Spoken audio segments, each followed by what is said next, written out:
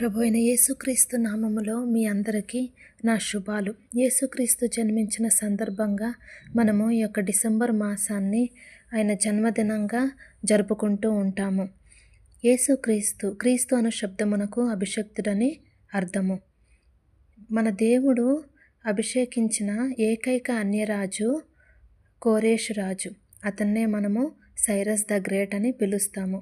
ఈ Cyrus the great కోరేషు రాజు క్రీస్తు పూర్వం BC 530లో డిసెంబర్ మాసంలో మరణిస్తూ వచ్చాడు. అతని యొక్క మరణాన్ని గుర్తు చేసుకుంటూ హిస్టరీస్ వారు రీసెంట్గా ఒక పోస్ట్ని ట్విట్టర్లో రిలీజ్ చేస్తూ వచ్చారు. ఆ యొక్క పోస్ట్లో వాళ్ళు ఏమని వివరిస్తూ వచ్చారు అంటే, అనేకమైన విషయాలు ఆ రాజు గురించి వివరిస్తూ వచ్చారు. అతని యొక్క పరాక్రమము గురించి వివరిస్తూ వచ్చారు. అతని యొక్క యుద్ధ శూరత్వం గురించి వివరిస్తూ వచ్చారు. అలాగే ఇంకా ప్రాముఖ్యంగా కొన్ని విషయాలు ఏమని తెలియజేస్తూ వచ్చారు అంటే, బైబిల్ గ్రంథములో దేవుని చేత అభిషేకించబడిన ఏకైక అన్యరాజు అని, దేవుడు తనకిష్టమైన యూదులని వారి యొక్క చెర నుంచి విడిపించబడి యెరూషలేముకు వెళ్ళి మందిరాన్ని కట్టుకోవడానికి ఈ రాజు వారిని ప్రేరేపించాడని వాళ్ళు ఆ యొక్క ఆర్టికల్లో ఎంతో అద్భుత రీతిగా వివరిస్తూ వచ్చారు. ఒక అన్యరాజు గురించి ఒక చరిత్రకారులు వివరిస్తున్నప్పుడు బైబిల్లో ఉన్న విషయాలు కూడా ఎత్తిపెట్టి రాయడం అనేది నన్ను చాలా ఆశ్చర్యపరిచింది కదండి. అలాగే మనము దేవుడు అతన్ని అంతలాగా వాడుకున్నాడు కాబట్టి, గొప్ప రీతిలో వాడుకున్నాడు కాబట్టి, ఇప్పటికి కూడా చరిత్రకారులు అతని మరణాన్ని గుర్తు చేసుకుంటూ బైబిల్ గ్రంథంలో విషయాలు కూడా వాళ్ళు గుర్తు చేసుకుంటూ ఆర్టికల్స్లో రాస్తూ వచ్చారు.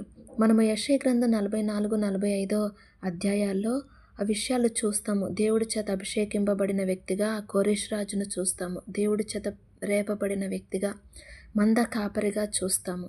అదే విషయాలు మనము ఎజ్రా గ్రంథంలో క్లియర్ కట్గా చూస్తాం కదా. కోరేషు రాజు మనసును దేవుడు ప్రేరేపించినట్లుగా, యెహోవాకు మందిరాన్ని కట్టించటానికి ఆయనకి ఆజ్ఞ ఇచ్చినట్లుగా మనము చూస్తాము కదండి. ఒక వ్యక్తిని ప్రేరేపించాలన్నా, అతనికి ఆజ్ఞాపించాలన్నా, అతని హృదయము త్రిప్పాలన్నా అది ఎవరికి సాధ్యము? మన దేవుడికే సాధ్యము. ఒక అన్యరాజు హృదయాన్ని దేవుడు త్రిప్పాడు, అతని మనసును ప్రేరేపించాడు.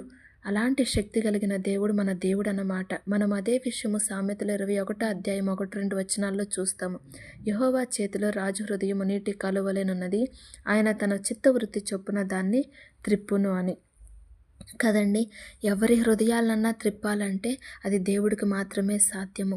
మన జీవితాల్లో కూడా మనం ఎదుర్కొన్న పరిస్థితులు అవి మనకు వ్యతిరేకంగా ఉన్నప్పుడు, అవి మనుషుల ద్వారానైనా, పరిస్థితుల ద్వారానైనా, బంధువుల ద్వారానైనా, ఉద్యోగ స్థలంలో వ్యతిరేకతలు ఎదుర్కొంటున్న మన స్నేహితుల ద్వారానైనా, బిడ్డల ద్వారానైనా వ్యతిరేకతలు ఎదుర్కొంటున్నప్పుడు మనము అలాంటి పరిస్థితులను కూడా దేవుడు మనకు అనుకూలంగా మార్చగల దేవుడని మనము నమ్ముదాము, మనము విశ్వసిద్దాము, ఆయన చిత్తానికి మనల్ని అప్పగించుకుందాము. ఆర్కియాలజిస్ట్ పోస్ట్ చేసిన ట్విట్టర్ లింక్ డిస్క్రిప్షన్లో ఇస్తాను. వీలైతే మీరు చదువుకోగలరు.